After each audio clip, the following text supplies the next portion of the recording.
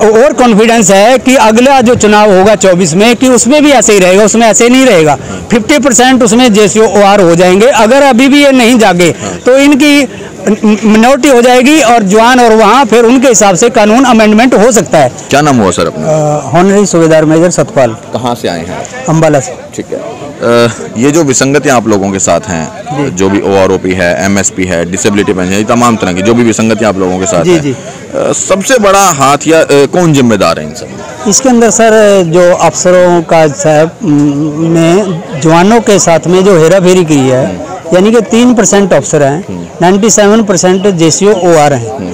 लेकिन जो ये आपने 7 पॉइंट अभी बताए, इन 7 में जो अगर सिमिलरिटी देखी जाए तो ये उनको पता है। अपने जनरल साहब जो अफसरों ने उनके साइन तो कराए हैं, ओआर के भी कराए हैं, जो कमेटी बनती है सारी है, लेकिन उनको पूरे अच्छे ढंग से बताया नहीं कि आपको दिया क्या जा रहा है, और उनको ये बोला कि साइन कर दो। उन्होंने वो चीज़ पढ़ी भी नहीं, और ये इस वजह से हुआ है। अगर उनके अंदर अभी भी इंसानियत है, जिन्होंने मतलब ये गलत हुआ है और सरकार ने गौर से नहीं देखा, और जो अफसरों ने ये आगे मोटिवेट करके कि ये सही है, ओआरपी दे दो, 2 दे दो, और उसको बिना पढ़े हुए बिना उसके इम्प्लीमेंट कर दिया, तो अभी भी करेक्शन हो सकती है। अपना संविधान के अंदर है, हर जगह संशोधन होता है, कोई समस्या थोड़ी है। अभी दोबारा बढ़ा करके तो प्रधानमंत्री जी से हमारी रिक्वेस्ट ये है कि उनको जो पहले कमेटी है उसको बुला के नए सिरे से दूसरी कमेटी बना के उसमें करेक्शन किया जा सकता है कि जो ये इनकी मांगे हैं अपनी जवान की, जेसीओ की, उन मांगों को ये क्या बोल रहे हैं दोबारा नई लिखित तरीके से लेके अब पहले वाले को करेक्शन कर सकते हैं।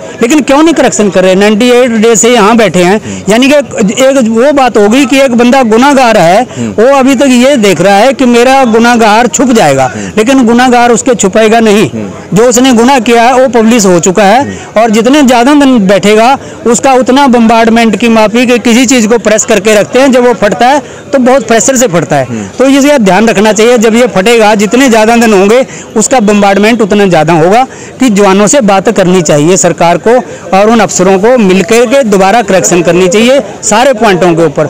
मैं सारे पॉइंट इसलिए नहीं दोहराना चाहता ताकि लंबा ऑलरेडी हो चुका है, उन पॉइंटों को ध्यान में देके उसमें करेक्शन किया जा सकता है। और अभी भी उनके दिल में ये है कि संसद के अंदर जो 2 सदन है, लोकसभा और राज्यसभा, उनमें जेसीओ जवान कोई नहीं है आज की तारीख में।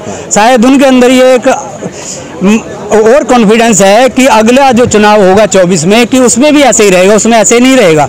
50% उसमें जेसीओ ओआर हो जाएंगे। अगर अभी भी ये नहीं जागे तो इनकी मिनोरिटी हो जाएगी और जवान और वहाँ फिर उनके हिसाब से कानून अमेंडमेंट हो सकता है। क्योंकि पहले भी ऐसे कई बार हुआ है कि जिसको ज़्यादा जितनी देर दबाया जाता है वो उतना जब प्रेशर से फटता है तो उसके आगे कुछ नहीं टिकता। जैसे फ्लड आता है तो नॉर्मल सारा खत्म हो जाता है, ये वही टाइप का फ्लड है। तो गवर्नमेंट को और अफसरों को जिनसे गलती हुई है उनको अपनी गलती सुधार लेनी चाहिए समय रहते। मेरी यही विनती है सारे पॉइंटों में अंदर, और अगर नहीं सुधारेंगे तो इसका बहुत बड़ा खामियाना उनको भुगतना पड़ेगा। ये कोई धमकी नहीं है, एक राय है, सुझाव है। तो धमकी हम देते नहीं, अहिंसा के तौर पे बैठे हैं, लेकिन ये अहिंसा अगर टाइम से ज़्यादा बढ़ती चली गई तो ऑटोमेटिकली बहुत ज़्यादा नासूर बन जाएगी। तो समय रहते उनको इससे बात कर लेनी चाहिए। धन्यवाद।